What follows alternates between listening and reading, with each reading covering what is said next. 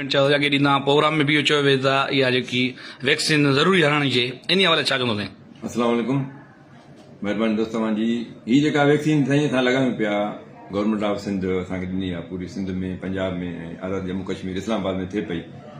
नियाणियुनि जे लाइ आहे, 9 खां 14 साल ताईं आहे। अॻिते इहा नियाणी असांजी औरत थींदी, शादी कंदी, ॿार ॼणींदी, त इहो जेको वायरस आहे जंहिंजे ख़िलाफ़ वैक्सीन ॾियूं पिया, इहो पंहिंजे मर्द मां उनखे ट्रांसफर थिए थो, बीमारी लॻे थी। इन जे बचाव जे लाइ वैक्सीन लॻे थी। माण्हू ग़लति प्रोपेगेंडा करनि था। इहा वैक्सीन 26,000 रुपए जी हिकिड़ो डोज़ आहे। माना आम माण्हू जे वस जी ॻाल्हि ई कोन्हे त उहो प्रोटेक्शन करे पंहिंजे नियाणियुनि जो।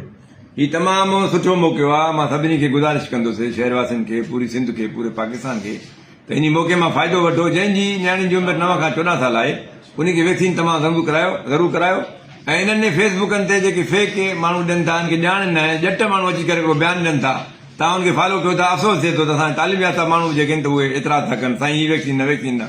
मां चवां थो तव्हांखे त हिन में को बि ख़तरो कोन्हे, काई रिस्क कोन्हे।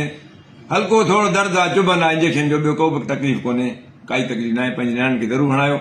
ऐं मां इहो चवंदुसि त जंहिं नियाणी खे न लॻी त उनजो पीउ बदबख़्त आहे, उहा नियाणी बदबख़्त आहे। अॻिते हली थी सघे थो उनखे इहा कैंसर जी बीमारी थिए। महिरबानी। स्कूल में, सिविल अस्पताल में असांजो फिक्स सेंटर आहे जेको 27 ताईं हलंदो, पूरा 12 ॾींहं, आर्तवार ॾींहुं बंदि हूंदो। उन खां पोइ स्कूल में असांजा सेशन थियनि था। स्कूल जॾहिं असांजा पूरा थिया त असांजो ॿार जेको इलाइक़ानी, घरनि, ओताकनि में, मस्जिदुनि में, मदरसनि में, उते बि असां सेशन कंदासीं। इनशाला असां पंहिंजो टारगेट पूरो कंदासीं। माण्हू इन जेको ग़लतफ़हमी आहे न, ग़लति जेके अचनि था टिकटॉक वारा ॿिया, इन ते ध्यानु ॾियनि न, उहे गुमराह कंदा आहिनि। कोविड में बि ईअं थियो, गुमराह कनि पिया। आख़िर ॾिठो वे जॾहिं वैक्सीन पाण हणाई थिए त सभु माण्हू महफ़ूज़ थी विया न। असां पाकिस्तानी माण्हुनि जो नुक़सानु तमामु घटि थियो। तव्हां ॿाहिरि त ॾिसो कहिड़ो नुक़सानु थियो, जंहिं न हणायो, लखनि में माण्हू मरी विया। असां वटि ख़ुदा जे फज़ल करम सां जल्दी वैक्सीन लॻी, जल्दी पहुची वई। उन खां पोइ माण्हू असां इम्यूनाइज़ थी विया, उहे प्रोटेक्ट थी विया। उनजो बचाव जेको सिस्टम जेको आहे उहो फर्स्ट क्लास थी वियो। त हाणे बि मां इहो चवंदुसि त पंहिंजी नियाणियुनि खे इहा वैक्सीन HPV ज़रूरु हणायो ऐं ज़रूरु हणायो। महिरबानी।